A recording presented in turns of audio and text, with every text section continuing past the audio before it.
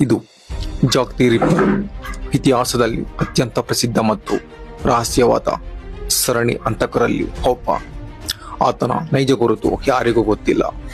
1888ರಲ್ಲಿ ಲಂಡನ್ನ ವೈಟ್ ಚಾಂಪೆಲ್ ಪ್ರದೇಶದಲ್ಲಿ ಆತ ಮಾಡಿದ ಘೋರ ಕೊಲೆಗಳಿಂದ ಇಡೀ ಜಗತ್ತೇ ನಡುಗಿ ಹೋಗಿತ್ತು.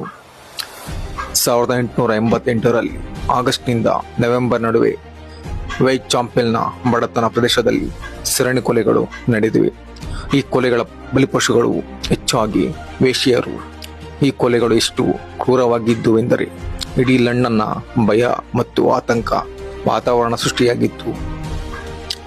ಹಂತಕನು ಬಲಿಪಶುಗಳ ದೇಹವನ್ನು ವಿರೂಪಗೊಳಿಸಿ ಕೆಲವು ಅಂತರಿಗೆ ಅಂಗಾಂಗಗಳನ್ನು ತೆಗೆದುಕೊಂಡು ಹೋಗುತ್ತಿದ್ದನು.